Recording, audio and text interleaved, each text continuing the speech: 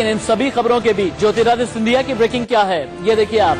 आज ही बीजेपी में शामिल होंगे ज्योतिरादित्य सिंधिया।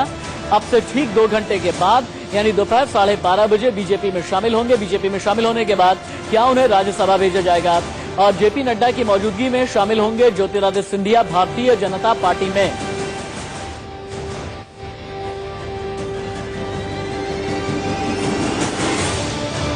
इंडिया न्यूज संवाददाता ब्रिजेश पांडे, हमारे सहयोगी ब्रिजेश पांडे हमारे साथ में जुड़े हुए हैं इसी खबर पर ताजा अपडेट देने के लिए, और आदित्य नायर भी मेरे साथ में हैं। ब्रिजेश, अब यह कहा जा रहा है कि अब से ठीक 2 घंटे के बाद ज्योतिरादित्य सिंधिया भारतीय जनता पार्टी के ऑफिशियल मेंबर हो जाएंगे। इस मेंबरशिप के वक्त में जेपी नड्डा भी मौजूद रहेंगे। बीजेपी का होने के बाद उन्हें क्या क्या मिलने जा रहा है?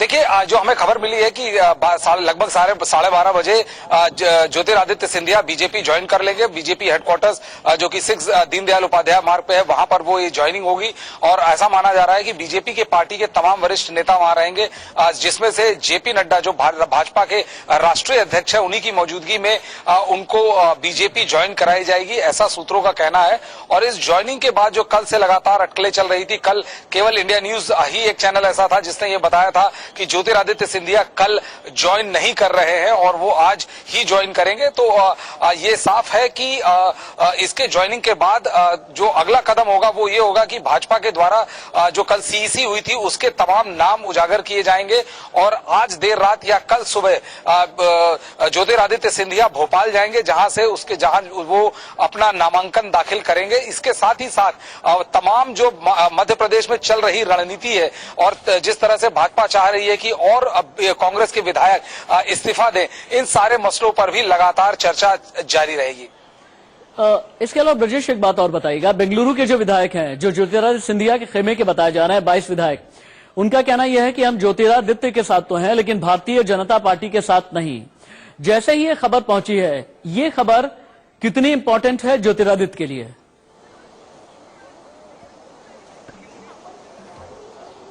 देखिए, ये बेहद महत्वपूर्ण है क्योंकि यदि आप गणित करें, जितनी सीटें बची इन 22-23 विधायकों को इस्तीफा देने के बाद और जितना माना जा रहा है जो अभी कांग्रेस के पास है, तो कांग्रेस और भाजपा के बीच 7 विधायकों का अंतर, 7 से 8 विधायकों का अंतर बताया जा रहा है।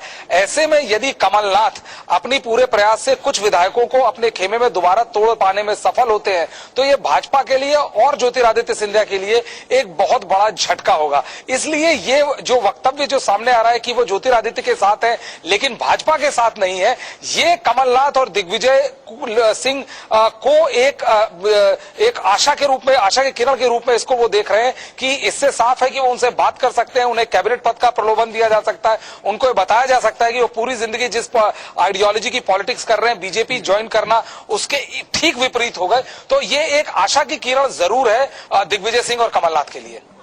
ठीक है ब्रजेश, आप रहिए मेरे साथ में, आपके साथ दोबारा हम जुड़ेंगे। लेकिन अभी की सबसे बड़ी खबर यह है कि ज्योतिरादित्य सिंधिया 12:30 बजे भारतीय जनता पार्टी की मेंबरशिप ले लेंगे। ये अभी का ताजा अपडेट है। मध्य प्रदेश का ये बड़ा सियासी संकट है। जयपुर भेजे जा रहे हैं कांग्रेस के विधायक, भारतीय जनता पार्टी के 106 विधायक गुरुग्राम में हैं। सवाल बहुत बड़ा है, ये जो 22 विधायक हैं यही गेम चेंजर साबित होंगे। अब ऐसा लगने लगा है क्योंकि इन 22 विधायकों के बारे में यह कहा जा रहा है कि इनका कहना है कि हम श्रीमंत यानी ज्योतिरादित्य सिंधिया के साथ तो हैं लेकिन भारतीय जनता पार्टी के साथ नहीं। इनका कहना यह भी है कि ज्योतिरादित्य सिंधिया अपनी अलग से पार्टी बनाए, अपना अलग दल बनाए, अपना अलग वजूद तलाश करें और मध्य प्रदेश की राजनीति में गुना और ग्वालियर से आगे निकल करके आए। उसने इस तरीके की अचानक पार्टी छोड़ के चले जाना मेरे लिए बड़ा दुखद की बात है, लेकिन फिर भी चले गए। हमें लड़ना पड़ेगा। अभी सिंधिया हमारे साथ नहीं है तो ये मान के हमें चलना पड़ेगा। सरकार बचाना कमलनाथ जी का जरूर काम है, जरूर वो हर संभव कोशिश करेगा, पार्टी भी करेगा। देखे आगे क्या होते हैं। अधीर रंजन चौधरी को सुन रहे थे आप। अधीर रंजन चौधरी का कहना यह है कि हम किसी भी तरीके से अब हमें लड़ना पड़ेगा, सरकार बचाने की कोशिश करनी पड़ेगी। और जब उनसे ये पूछा गया कि रिएक्शन क्या है उनका, ज्योतिरादित्य सिंधिया भारतीय जनता पार्टी के होने जा रहे हैं, तो उनका ये कहना है कि अब इस पर क्या कह सकते हैं।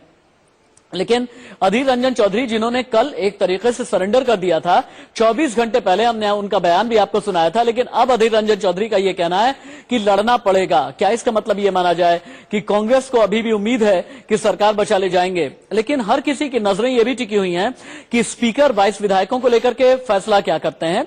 राज्यपाल का अपना प्रेरोगेटिव होता है, राज्यपाल अपनी तरफ से क्या फैसला करते हैं। और कमलनाथ के मंत्री सज्जन वर्मा जो कि बेंगलुरु पहुंचे हैं, तो बेंगलुरु जाकर के क्या नाराज विधायकों को मना पाएंगे वो विधायक जो कि ज्योतिरादित्य सिंधिया के खेमे के कहे जाते हैं। और इससे भी बड़ी बात यह है कि ये जो 22 विधायक हैं, ये ज्योतिरादित्य सिंधिया से मिलने के लिए कब आएंगे? 92 विधायक जो कि पहुंचने वाले हैं जयपुर, इन्हें भी इंटैक्ट रखने की कोशिश की जाएगी। ये भी कहीं निकल करके कहीं और न चले जाएं, इसकी भी कोशिश की जाएगी। और हां, इन सभी के साथ बहुजन समाज पार्टी के 2 विधायक, 4 निर्दलीय और 1 समाजवादी पार्टी का विधायक, वो भी किसी तरीके से कांग्रेस के साथ ही रहे, इसे भी इंश्योर करने की कोशिश की जाएगी। और तभी अगर फ्लोर टेस्ट की नौबत आती है तो कमलनाथ संकट से निकल पाएंगे। इस तरह की बातें कांग्रेस खेमे के अंदर चल रही हैं।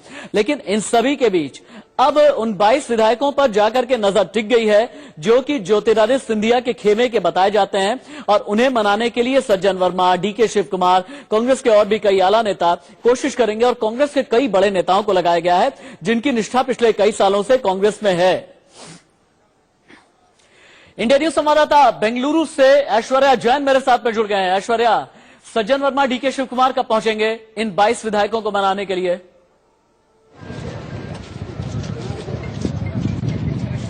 जी बिल्कुल, डीके शिव कुमार की बात की जाए तो कल ही उनको इस बात पर लगा दिया गया था कि उनको यहां पर आना है और इन कांग्रेस एमएलएज को दोबारा से भोपाल लेकर जाना है। लेकिन कल वो यहां पर नहीं आ पाए थे। सज्जन वर्मा को भी यहां पर आना था, लेकिन अभी तक वो नहीं आ पाए। इस वक्त जहां मैं खड़ा हुआ हूं, ये बेंगलुरु का वही रिसोर्ट है जहां पर इन 19 एमएलएज को रखा गया है। और जितनी भी गतिविधियां जो भोपाल और नई दिल्ली में हो रही है, उस पर कड़ी नजर इन एमएलएज की है। सिर्फ और सिर्फ इंतजार है तो उनका इंतजार है कि ज्योतिरादित्य सिंधिया उनको कब इशारा करें और वो कब या बेंगलुरु रिसोर्ट से मूव हो। लेकिन हर उस विधायक पर कड़ी नजर है, भले ही वो कमलनाथ के फ्रैक्शन की हो और भले ही वो ज्योतिरादित्य सिंधिया के फ्रैक्शन की हो, क्योंकि अब सिर्फ ज्योतिरादित्य सिंधिया का बीजेपी में जाना और राज्यसभा का नॉमिनेशन भरने पर बात नहीं रह गई है। अब मध्य प्रदेश सरकार पर बात आ गई और इसीलिए कड़ी नजर रखी जा रही है हर मूवमेंट पर इन विधायकों को लिए। और कल जिस तरीके से इन विधायकों ने बेंगलुरु पुलिस को चिट्ठी भी लिखी थी और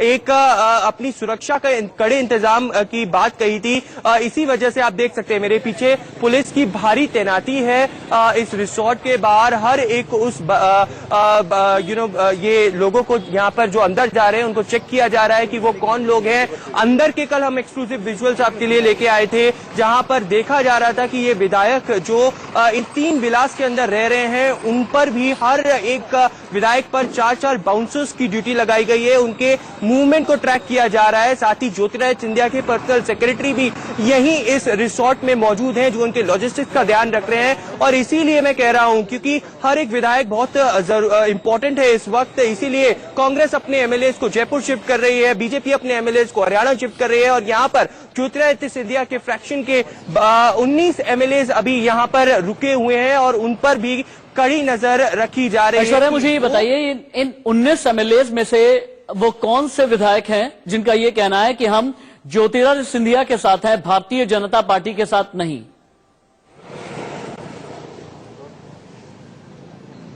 जी बिल्कुल, मैं आपको ये बात बताऊंगा कि मुन्नालाल गोयल, प्रद्युम्न सिंह तोमर जो कि मंत्री भी हैं, मनोज चौहान, गोविंद सिंह राजपूत, राजवर्धन सिंह और जयपाल सिंह और इमरती देवी जो डबरा से एमएलए हैं, इनके नाम पहले बिल्कुल क्लियर हो चुके हैं। इन्होंने अपनी बात को व्यक्त भी कर दिया है कि हम ज्योतिरादित्य सिंधिया के साथ हैं और हम इनके अलावा कहीं नहीं जाने वाले हैं। इस बात की मैं एक ये पीस ऑफ इंफॉर्मेशन भी देना चाहता हूं कि सभी 19 एमएलए भी अभी ऐसे नहीं हैं जो इस बात की पूरी 100% आपने ये ब्रेकिंग न्यूज दी है, एक बार फिर से रिपीट करें।